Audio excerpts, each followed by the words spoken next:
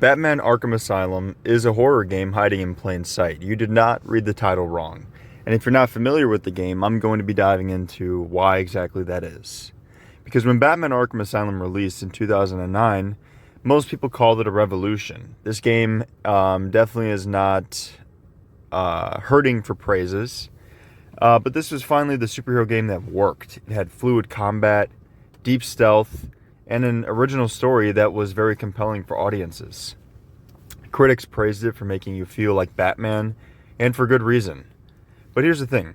Everybody remembers Arkham Asylum as an action-adventure Batman game, but what nobody really talks about, or at least not that I've seen, is how much of its DNA comes from being a survival horror game.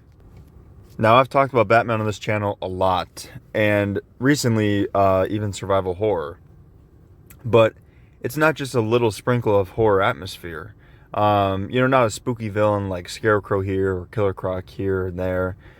No, what I'm saying is, fundamentally, Arkham Asylum is built like a survival horror game. Think about the formula. An isolated, hostile environment you can't escape. Monsters that stalk you. A protagonist who seems powerful on the surface, but is made vulnerable by the setting. Resources that are limited, situations that punish recklessness, and a constant sense of dread. Now, if you swap out Batman for, Jill Valentine, Isaac Clarke, or Leon Kennedy, Arkham Asylum would fit perfectly alongside those games like Resident Evil, Dead Space, or Silent Hill. And in this video, I want to explore that idea more in depth. I'm not an expert. I never claimed to be an expert, but I just wanted to talk about this because it's something that really interested me, so we'll get right into it. We're going to be looking at how Rocksteady built Arkham Asylum like a haunted house, how the sound and visuals play into gothic horror, how Batman's rogues gallery turned into classic horror archetypes, and why Batman himself ends up in the role of a horror protagonist. Along the way, we'll dig into Batman's long relationship with horror in the comics, and why this game succeeds in blending two genres that don't usually sit together, superheroes and horror. So with all that being said, let's start at the beginning of Arkham Asylum itself. If horror stories have taught us anything, it's that the setting matters more than anything else. Resident Evil has the Spencer Mansion. Silent Hill has the fog-drenched ghost town. Alien Isolation has the creaking, labyrinth-like Sevastopol station. And Arkham Asylum has, well, you guessed it, Arkham Asylum. Now, Arkham has always been a frightening place in Batman lore. If at the very least, a very dark place. Even in the comics, it's often depicted as more of a gothic prison than a hospital or rehabilitation center. Alan Moore and Grant Morrison both leaned into the idea that the asylum is alive. The asylum is a character in and of itself, almost like Gotham, haunted by the madness inside. And Rocksteady doubled down on that idea when making this game. From the moment Batman steps onto the island, you know something's wrong. The walls loom high above you with gargoyles sneering from the rooftops, and every hallway seems darker than the last. There are no safe spaces, and even the clean areas, quote-unquote, like the medical ward, feel sterile and cold, and oddly disturbing.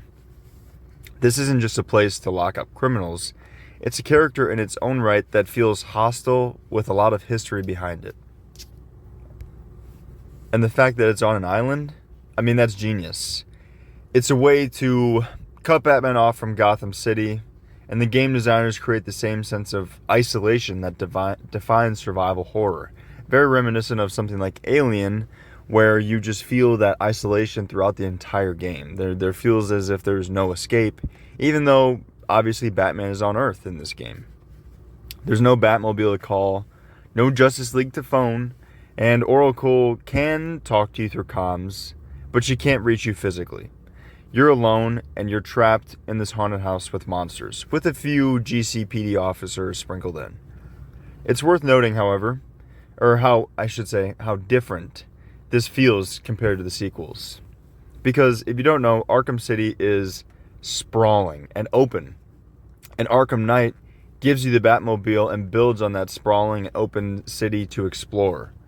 But Arkham Asylum keeps it claustrophobic. It keeps it linear, and it keeps it oppressive. That claustrophobia is what gives it its horror edge. It's what mainly stuck out to me when I first played it. Think of it this way.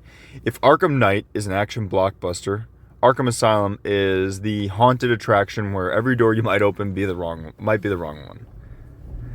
Now, if the setting is in the bones, the atmosphere is the skin.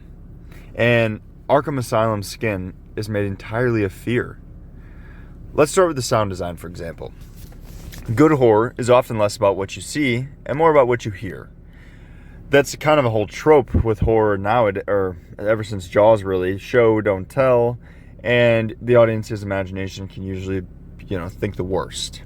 Rocksteady's audio team filled the asylum with ambient noises that keep you on edge. The faint dripping of water, the creak of metal doors, the hum of flickering lights, and the distant screams echoing throughout the hallways. And then there's Joker's voice over the PA system. He doesn't just talk to you, he stalks you through the speakers and cameras. Sometimes he's laughing, sometimes he's mocking you, sometimes he just whispers. And the worst part is, you never know when his voice will cut in. That unpredictability is unnerving, and he definitely tries to get under your skin as a player throughout the game. He constantly taunts Batman. Lightning also plays into this as well. Most of the asylum is draped in shadow and darkness. You rarely get to see the full picture of a room. Corners are pitch black, lights flicker in and out if they're even on. And even when you can see, it's never clear if what you're seeing is safe. You don't trust anything. And then there's the silence. Silence is underrated in horror. It's almost like, tension. But Arkham uses it brilliantly. There are long stretches where nothing happens. No enemies, no action, just Batman walking through empty corridors with nothing but his own footsteps. Those moments make the sudden bursts of chaos, like a thug jumping out, or Killer Croc roaring at you, so much more effective. Now, taken together, all of this creates an atmosphere where Batman feels less like a predator and more like prey. Here's where Arkham Asylum's horror influences are impossible to ignore, though. The villains. Each major villain encounter is designed around a specific type of horror, and they include most of the villains you'd hope to see. Scarecrow, for example. Scarecrow sequences are the most overtly horror-driven and in-your-face. It's why he is one of the most talked about villains from this game. His fear toxin turns Batman's world into a nightmare, which is nothing new. We've seen that all before. But you walk down a morgue hallway that keeps looping back on itself. You unzip body bags to reveal the corpses of Batman's parents. And suddenly the walls melt away and you're trapped in a surreal nightmare where a giant scarecrow looms over you. This isn't superhero stuff. This is Silent Hill. The game literally warps reality. It strips control away from you and makes you question what's real, which is very bold and difficult to do to a character like Batman. One sequence even fakes a crash and reboot of the game, which is a very old school horror trick to destabilize the player. And we even see that in newer things that aren't horror-esque, like WandaVision, or I'm blanking on the other thing. I'm sorry, but we see this before or now, I guess. But this was definitely something unique, and I remember it caught me off guard when I first played. I thought my system crashed or something. But Scarecrow's role is clear. He is the psychological horror element, turning Batman's mind into a real battleground, which is probably not hard to do, but it's just interesting that we get to kind of dive into Batman's psyche a little bit. Moving on, I want to talk about Killer Croc. Killer Croc is more of like creature feature horror. His entire level is basically a survival horror chase sequence, which, if you guys want to know something about me, I hate chase sequences in horror. Whether it's movies or games, I hate it. You creep along these wooden planks in the sewers while Croc stalks you beneath the water. You hear him before you see him, chains rattling, water splashing.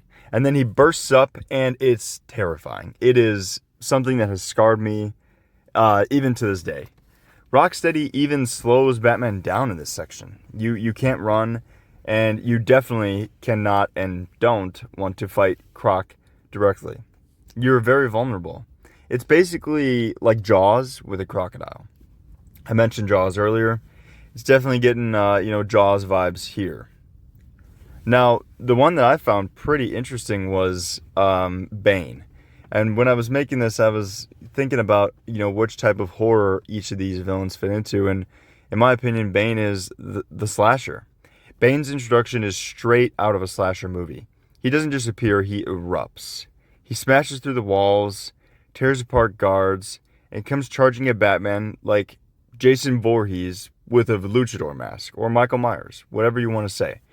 He's less of a character, honestly, in this one, and more of like a force of nature, which is interesting because we've definitely seen versions of Bane where he's very character driven and he's not just a mindless monster. And in most scenarios, I'd probably prefer that version. But for this one, it is very effective. The fight itself is a little bit more traditional, but the presentation and the overall, vibe of what Bane is in this game, through and through, is a slasher. Make no mistake. Poison Ivy is another one. Poison Ivy, in my opinion, is body horror. Ivy's plans transform the asylum into something unrecognizable. Hallways will pulse with vines, roots tear through the walls, and the building itself becomes alive in a grotesque, alien kind of way. It's body horror, but not on a human scale, on a more environmental one, which is very interesting to me. There's a very clear contrast. You could tell when you're in Ivy's world in this game. The asylum stops being architecture and starts literally feeling alive. It starts feeling like flesh. And it's very reminiscent for me of like Monster House or something like that. Maybe not one-to-one, obviously, but just overall, I drew some similarities there for me, myself. And I found that very interesting because it would have been so easy, honestly, to go body horror because obviously Poison Ivy can and does infect people. But it's interesting to see the asylum almost infected in a way. And finally, we have to talk about the man himself, Joker.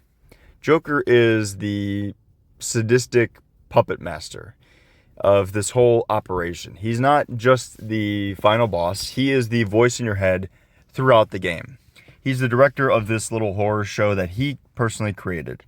He doesn't stalk you physically. He stalks you psychologically. He laughs when you fail, mocks when you fall, and constantly reminds you that you're his plaything. You are not in control here. In horror terms, Joker is honestly like Freddy Krueger, kind of mixed with Jigsaw for me. He has that sick, sadistic nature of Freddy Krueger, along with the games of Jigsaw. He is sadistic, omnipresent, and very, very theatrical, which really plays into the Freddy aspect for me.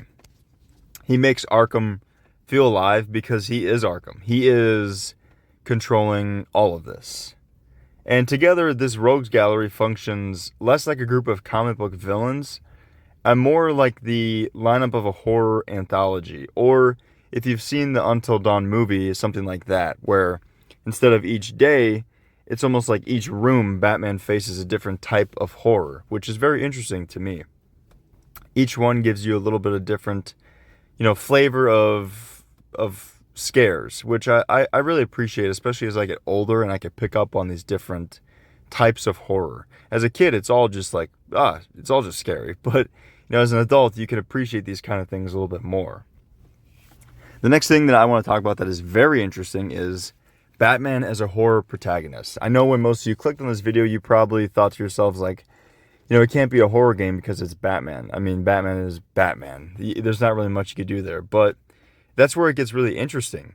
Batman himself is framed like the protagonist of a horror story, if you think about it. In slasher films, you have the final girl. If you don't know what that is, it's basically the one Lone survivor who endures all the trauma. Or maybe not lone survivor, but one of the last survivors who endures all the trauma. Faces the monster or her fears, comes out alive. And it's usually a woman. However, Batman is actually the final girl of Arkham Asylum. Now, I know what you're thinking. Just, think about it. Stay with me. He's alone, cut off from help, forced to endure one horrific trial after another, stalked, beaten, poisoned, dragged through his own trauma, and by the end of the game, he is completely battered, bruised, and scarred. But he survives and comes out on the other side. And his gadgets, they're not really power-ups. They're more like your survival tools. Obviously, Batman does not use a gun, at least in this iteration.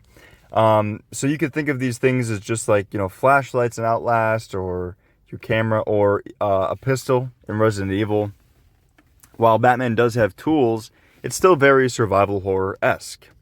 Arkham Asylum flips Batman's unusual role. Normally, he is the predator. He is the one causing the scares, the thing that criminals fear.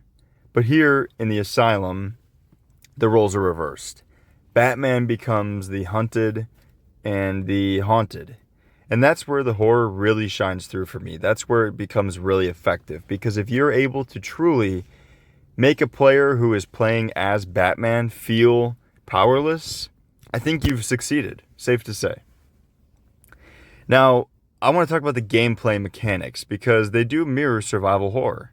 As I kind of mentioned a little bit before, you have limited resources. You don't have infinite tools. Each gadget is very useful and can help your life a lot, but it is situational. And using them carelessly or incorrectly can and will cost you. Stealth and survival is essential. Running headfirst into gunfire is complete suicide, in most cases. You're forced to hide, pick enemies off slowly, and manage risk. And this is very Batman-esque, but still, it's something worth noting. You have a lot of vulnerability as well. Despite being Batman, you can die quickly if you're reckless. And one bad move in a room full of armed guards, and it's over. Now, you also have the death screens. Most games just say, game over, or you died, or better luck next time. But Arkham Asylum has villains taunt you directly, even after death. Joker will laugh in your face, Scarecrow will mock your weaknesses, and it's very cruel and humiliating. And it makes everything more horrifying because the mental torment doesn't really stop. And if you're a younger player like I was, it truly does make you question your ability to finish this game and to get through these monsters. Mechanically, this is admittedly closer to Resident Evil 4 than it is to something like Spider-Man. And I really like that. Here's what gets even more fascinating though. Batman has always had ties to horror. If you think about his origin, it's a child watching his parents get gunned down in an alley. That's a horror story. Gotham itself is very gothic, a city of gargoyles and shadows and monsters and rain and darkness. And then there's Batman Arkham Asylum, the game we of course are talking about. It's a serious house on a serious earth. Grant Morrison's comic that portrays the asylum as a living nightmare. There's The Long Halloween, which frames Gotham as a city haunted by a serial killer. Even Batman's rogues are horror archetypes. Joker as the sadistic demon, Scarecrow as the fear monster, Croc as the beast, Ivy as the seductress turned body horror, and Bane as your slasher. So Arkham Asylum, the game, isn't inventing this. It's actually just tapping into horror tradition and, honestly, Batman tradition. Batman is traditionally more on the horror side than most other, especially mainstream, superheroes. So, is Batman Arkham Asylum a horror game? Yes, I think so. But is it also a superhero game? Definitely. It is. I mean, it's undeniable, obviously. The setting is a haunted house. The atmosphere is pure dread. The villains are monsters. The mechanics are survival horror, and Batman himself is framed as the hunted and not the hunter. Rocksteady didn't just make you feel like Batman. They made you feel his fear. And that's why Arkham Asylum isn't just one of the greatest superhero games ever made. It's one of the most effective horror games made as well, especially when you think about the time that it came out. So the next time you replay it, don't just see it as an action game. Try to look at it as a haunted house story. Try to look at it through this lens and tell me what you think, if I'm correct or incorrect. I believe it's a survival horror disguised in a cape and cowl game. And maybe then you may realize the scariest part of Arkham Asylum is that Batman himself is not even immune to fear. That is about it for this video, guys. I hope you enjoyed what I had to say. I hope you can, get some useful information out of what I had to say. I had a lot of fun making this. Had a lot of fun replaying through this iconic game. And I hope you guys enjoyed. If you disagree with what I had to say, let me know down below and let me know, your thoughts on this iconic game. If you agree, let me know what parts you really liked, what parts you didn't like. Until next time, though, I will see you guys later.